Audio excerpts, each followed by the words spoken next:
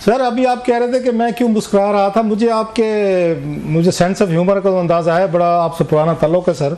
आपने जो मजलिस से इसको शूरा को मजलिस शोरा कहा, और मुझे पता है आपने जानबूझकर कहा it wasn't a slip of tongue, तो मुझे उस पर हंसी आ गई थी कि मजलिस से उस पर। और प्लस जो आपने ये अदलिया के बारे में कहा कि जूते तले आ गए, बूट तले आ गए, किसके तले, तो मैं उस पर थोड़ा सा I was just enjoying it sir.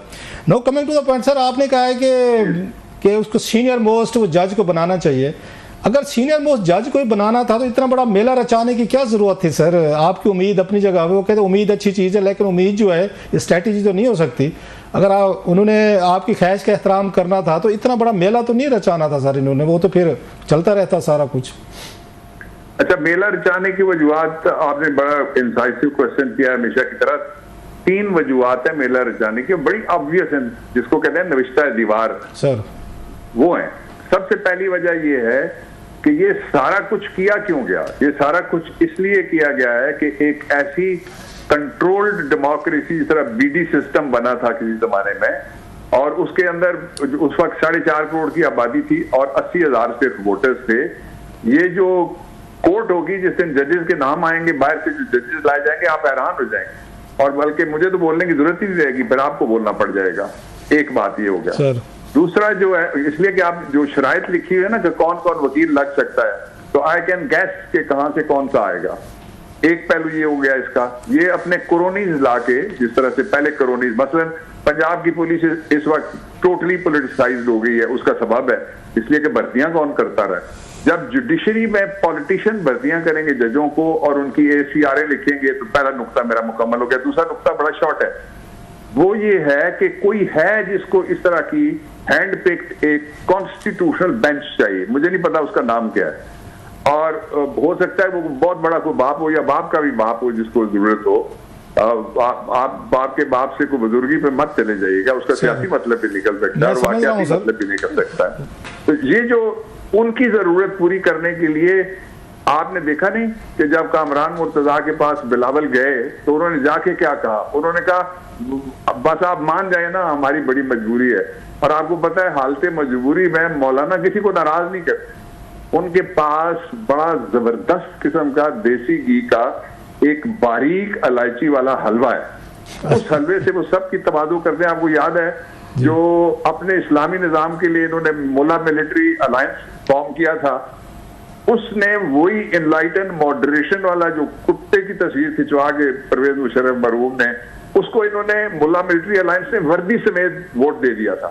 तीसरी और आखिरी बात यह है कि पाकिस्तान के अंदर हजम नहीं हो रही लोगों को वो जजमेंट्स और वो खतूत जो अदलिया ने ओपन किए हैं, वो मुदाखलतें जो पिछले दरवाजों से होती रही हैं, उनको अगले दरवाजों से लोगों ने पब्लिक कर दिया। इसको कंट्रोल करने की कोशिश की जा रही है। आपने बड़ा सर तफसील से इन तमाम इश्यूज़ पे रोशनी डाली है। एक आपने इसमें कमेंट किया है सर, वेरी मीनिंगफुल, कि सारे क्रोनीज जो हैं मोस्टली ये जुडिशरी में ले आएंगे सियासतदान जो हैं, और ये ख़तरा जो है ये बिल्कुल मौजूद है क्योंकि इन्हीं के पास अक्सरियत होगी पार्लियामेंट्री कमेटी जो जुडिशल कमीशन बैठेगा, फेयर इनफ। लेकिन माजी में सर आप खुद भी कहते रहे, और जो बातें ठीक भी हैं, कि बहुत सारे यहाँ पे इंपॉर्टेंट जितने वकला कराम है, बड़े बड़े ग्रुप्स हैं, आप सबको जानते हैं, उन पे भी ये इल्ज़ामात लगते थे कि वो स्पेशली लाहौर के अपने अपने चैम्बर्स के वकीलों को वो जज लगवा लेते थे सर, और फिर कल को उन्हीं के ज़रिए अदालतों को कंट्रोल किया जाता था, पॉलिटिकल नैरेटिव बनाए जाते थे, और फिर अपनी पार्टीज़ के दरमियान लाइक एंड डिसलाइकिंग पे जाते थे। तो पहले जो सिस्टम था उस पर वकला पे इल्ज़ाम लगता था, जो बड़े ग्रुप्स हैं कि वो अपने वकील ले आते हैं, उनको वो जज बनाते हैं। अब ये सियासतदानों पे लगेगा, तो कहाँ पे कोई फार्मूला हो सकता है सर? ना वकीलों से हमें कोई अच्छे जजेस वाली बात नज़र आती है, सियासतदानों से तो उम्मीद रखना, वो कहते हैं वैसे ही इतना ज़्यादा अच्छी कोई बात नहीं रह जाती। तो लोग कहाँ गए सर? मैं इत्तेफाक करता हूँ, लाहौर में ऐसा हुआ, और अब वो वकीलों की 2 नस्लों ने ये ऐसा किया। तो एक नस्ल ये जो मौजूदा है, इसमें सारी उम्र के लोग शामिल करके, वो नहीं, उससे पीछे भी लोगों ने लगवाए अपने चैम्बर के, और ये शुरू हुआ था, मैं नाम नहीं लूंगा, उनके बेशुमार शागिर्द हैं, वो फौत हो गए, एक चीफ जस्टिस थे, तो उन्होंने शुरू किया था, और चूंकि उनके जो बड़े शागिर्द थे उनको वो भी बेनिफिशियरी थे, वो भी फौत हो गए, इसलिए मैं नाम नहीं ले रहा। लेकिन मैं बिल्कुल अमरे वाकया आपने कहा, इससे मैं एग्री करता हूँ। डॉक्टर साहब आप सारे मसाइल, मैं सारी आपकी बात काट रहा हूँ सर, आपसे सवाल है सर, आपने 2010 में बहुत बड़ी बैटल लड़ी थी सर, आई रिमेंबर दैट। आप थे, गवर्नर सलमान तसीर साहब थे, जरदारी साहब थे, आप लॉ मिनिस्टर थे उस वक्त। ख्वाजा शरीफ साहब चीफ जस्टिस थे, शहबाज शरीफ साहब वज़ीर आला थे। इन्होंने 23 एडहॉक जजेस की लिस्ट भेजी थी जिनको आपने रजिस्ट किया था कि इनको नोटिफाई नहीं करना। क्या रीज़न थी सर? इसी से मिलती जुलती थी वो, मेरा ख्याल एक ही बिरादरी के जजेस थे जो उस वक्त बताया गया, तो वो सिलसिला तो तीन चीजें थी सर। कुछ तो कार डीलर थे उनमें से जिनका पेशा था और साथ उन्होंने लॉ किया हुआ था। अच्छा। कुछ प्रॉपर्टी डीलर थे और कुछ डीलर वीलर थे सियासत के। उनमें से फिर तकरीबन 19-20 जो नाम थे वो ड्रॉप हो गए थे। मैंने वो अपना फैसला भुगता भी, लेकिन मुझे कोई रिग्रेट नहीं है, अल्लाह की मेहरबानी से मैं खड़ा था कौम के लिए कि बेहतर अदलिया हो। आपके जो पिछला सवाल था उसका आखिरी लाइन पे मेरा तबसरा ये है कि ये सारे मसाइल मद्देनजर रखते हुए कि क्या रास्ता निकाला जाए। जो जुडिशल कमीशन बना था पहले, देखिए अगर जुल्फिकार अली भुट्टो को जरूरत होती तो वो 2/3 मेजोरिटी से वो नहीं बना सकते थे।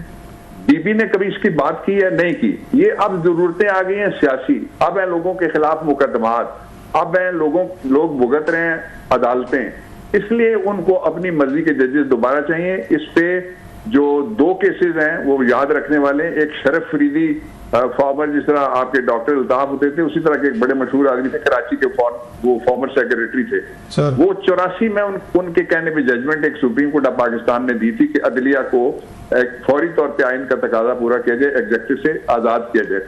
दूसरी जो जजमेंट है वो अल जहाद ट्रस्ट केस 1 है, 2 फैसले थे उसके, सजाद अली शाह के मामले में। उससे मसला हल हुआ था बड़ी हद तक, और उसी की स्ट्रेंथ के ऊपर जो आप कह रहे हैं ना, नाम रिजेक्ट हो गए थे। जो मैंने उस वक्त कमीशन के अंदर मुखालफत की थी तो नाम रिजेक्ट हुए थे जी। अब कौन सा नाम रिजेक्ट होगा? अब तो जो डीलर वीलर वाला काम है वो ज्यादा होगा। अच्छा डॉक्टर साहब, आपने याद होगा, मुझे याद है, आपको भी याद होगा, शायद हमारी नई नस्ल में से बाज़ लोगों को ना पता हो, आपने एक रेफरेंस तैयार किया था सर, जुल्फ़िकार अली भुट्टो साहब की जो डेथ उनको पेनल्टी दी गई थी उस पर जो इंजस्टिस हुआ था। आप लॉ मिनिस्टर थे, जरदारी साहब सदर थे, और आप एक रेफरेंस लेकर सुप्रीम कोर्ट गए थे। इफ्तिखार चौधरी साहब उस वक्त चीफ जस्टिस है, और आपने लॉ मिनिस्ट्री से इस्तीफ़ा दे दिया था। कोई नहीं देता था, आपने इस्तीफ़ा दिया, वजारत छोड़ी, और आपने भुट्टो साहब को ये अगेन एक तरह का इंसाफ दिलाने के लिए एफर्ट्स की। उस वक्त तो इंसाफ नहीं मिल सका था, लेकिन काजी ये फैज़ ईसा साहब ने वो इंसाफ किया जिस पे बिलावल ने उनकी तारीफ भी की है। आप सेटिस्फाइड हैं कि वो जो काम आपने शुरू किया था 2010 से 9 था सर, कि वो अपने ये मनते के इंजाम तक पहुंचा और ये भुट्टो साहब को वो इंसाफ जो था वो मिला और काजी फैज़ ईसा साहब ने दिया? मैं इस बात से इत्तेफाक करता हूं कि इस केस को हाथ लगाने से लोग डरते रहे। ये केस निकला लेकिन इंसाफ पूरा नहीं मिला। अच्छा। ऑब्जर्वेशंस दी गई हैं, जो प्रेयर की गई थी उधर नहीं गए। फिर इस पे उन्होंने खुद बात की। जस्टिस तारिक साहब का अलविदाई खाना था, उसमें मैं भी था उसी टेबल के ऊपर, और पूरी अदलिया थी सुप्रीम कोर्ट की, और पाकिस्तान बार काउंसिल के लोग बैठे हुए थे। तो उन्होंने मुझे खुद एक से ज्यादा मरतबा कहा कि आप क्यों नहीं आते। तो फिर मेरी एक जो उनके कलीग थे उन्होंने उनको कहा कि इनको छोड़ के, उन्होंने वकील बदल के एतजाज अहसन साहब का वकालतनामा दिलवाया था। ये क्यों आएंगे? जब वकील सुपरसीड हो जाए तो वो नहीं फिर जाता। फिर उन्होंने कहा मैं आपको बुलाता हूं, तो मैंने उस पर माजरत की कि इस तरह से बुलाने के ऊपर मैं नहीं आऊंगा। अच्छा, लेकिन इंसाफ हुआ इसमें तो कोई शक व शुबा नहीं है, और इंसाफ आधा हुआ इसमें भी कोई शक व शुबा नहीं है। और इंसाफ में जो ताखीर हुई उसके लिए कभी जो वारसान पार्टी थी उसमें से किसी ने एक आने की दरखास्त नहीं दी कि इसका फौरी तौर पर फैसला किया जाए। इस केस से लोग इतना डरते थे।